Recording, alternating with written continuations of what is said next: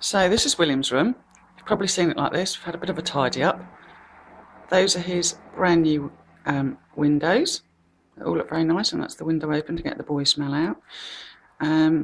So far, everything's pretty much been done, apart from decorating the walls and replacing the carpet, which, as you see, runs short where the wardrobe used to be.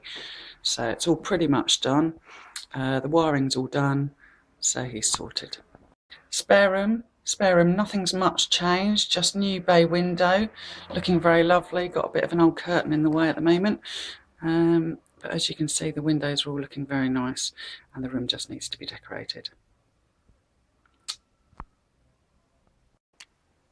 In my room, we've got a lot of tidying sorted. I've managed to get my desk up, so I've got somewhere to work, and also got the new windows. Now, as you can see, one of the Venetian blinds fell down and the whole thing broke.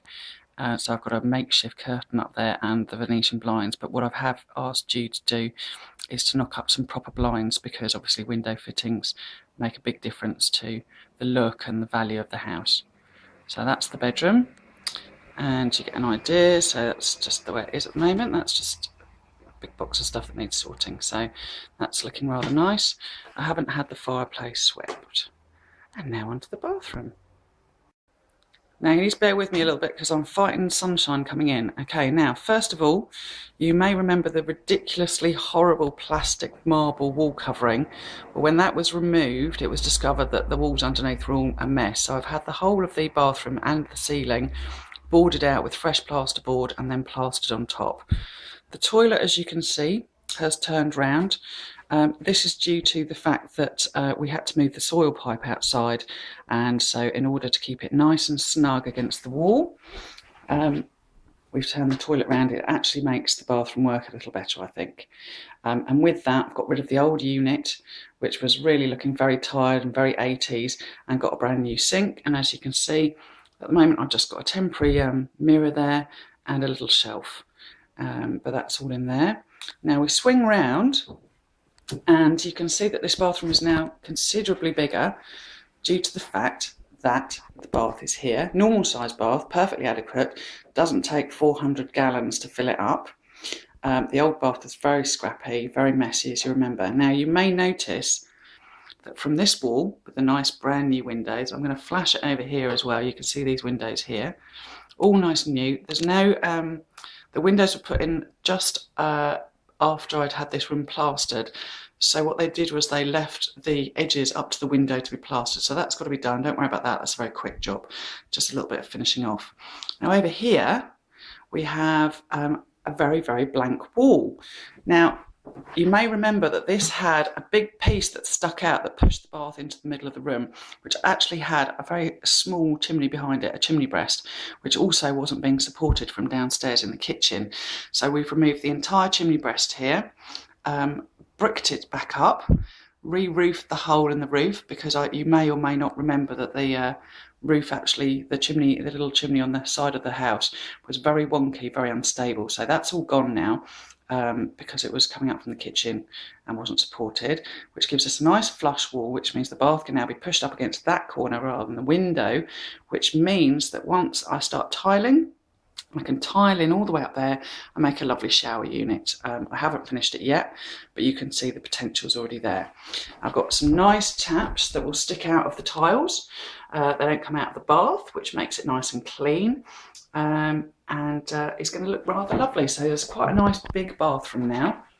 I hope you can see that. I'm going to go from the outside so you can get a little bit of a view from the external. So yeah, nice big bathroom. And obviously it's only had the first coat of paint. And now we go downstairs. Okay, we're in the hallway going downstairs. Now what I've done is I've stripped the wallpaper all the way back and discovered that actually the plaster is in pretty good nick. None of it's blown, nothing needs redoing. It's got a few little hairline cracks. Don't worry about all the white filler, it's just me being really, really picky in my own work. But it means for a nice clean wall. Now the only window that hasn't been replaced is this window here. This window hasn't been replaced for the simple reason that if a house gets built on the side and the planning permission all goes through, this will actually have to be bricked up, because the wall of the outside house will go against it. And obviously when that happens, I will remove the window and sell it on, as I've done with all the other stained glass windows.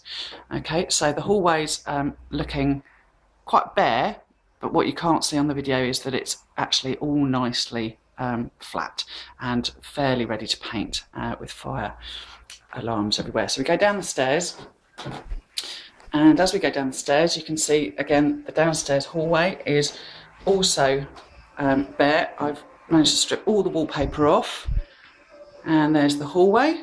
So now we're going to whip into the sitting room, so you can have a look at the sitting room that was Caroline's bedroom, but is now the sitting room. As you can see from the wiring, brand new wiring, all completely throughout the house, all been chased in. That'll all be covered up by plaster, you won't see any of that. That'll all be clean and tidy. So here's the sitting room, and as you can see, got a beautiful big brand new clean bay window. Obviously these curtains are very, very old and shabby, and the curtain rail is about to fall down because it's very old. So what's happened is I've actually asked Jude to make some new curtains, so that, because I think it's rather important that these curtains at the front look nice. So there's only 2 sets of curtains I've had done. Billy's I'll reuse, and I'll put these curtains in the back with some new trimmings at the bottom in the new rear room, which I'll show you in a minute. I know you're excited, hang on. So as you can see, we've got brand new windows, all looking very nice. I'll give you a little close-up. As you can see, all beautifully fitted, really warm, really toasty. They all open and close. They've all got locks on. They've all got top windows. Okay, so we move round and, oops, sorry, that's me falling over a table. And as you can see, we've got the fireplace here, which I've opened up. Now this fireplace has actually been swept and can have a real fire in it, and it's been certified. The only trouble is I can't put a fire in yet until I cut the carpet back. There are tiles underneath, but I need to make a hearth like next door. I haven't done that yet, but it's ready to go. So that's the sitting room. Got new plugs, as you can see, all around. Nothing much has been done here. This basically needs decoration, and it just needs this wall plastering, which is actually, as I will show you, just needs another board being put in just to bring it out so it's level and flat as it has on the other side, which I'll show you in a minute. And to go with the blue of the fireplace, I've got a new light fitting which has got very, very, very lightly tinted blue bulbs, and there's some blue elements in the curtains, so this is going to be a kind of duck egg and brown, warm, toasty little room. It's a bit bare at the moment, but there you go, and I'm going to take you into the new toilet.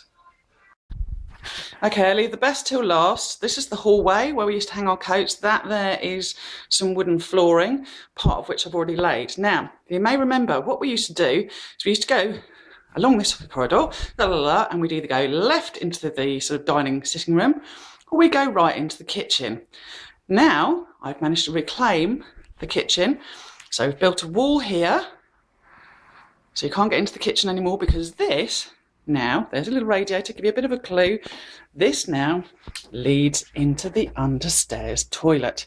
Now, this doesn't look like a toilet at the moment because I've got to cut the side off the stairs, just down here. So approximately sort of this bit here will be cut open, so the side access going in there. And then on the inside here, you can see from the bottom and the frame, this is where the back of the wall is going to go. And this is where the toilet's going to go. And you can see if we peer over, there's the pipe coming up for the soil waste, and there is the water supply coming up for the toilet. And I've bought this really innovative extractor, which you have to have by law under the stairs, which actually, rather than having it wearing away on a wall, actually takes it out through the toilet bowl. Okay, so this is where the toilet will go. And you can see I'm going to go in and I'm going to pretend to sit on the loo. And when I'll be sitting on the loo, you can see here are some pipes, which is where the sink's going to go. So there'll be a nice understairs toilet, luxury, on the ground floor.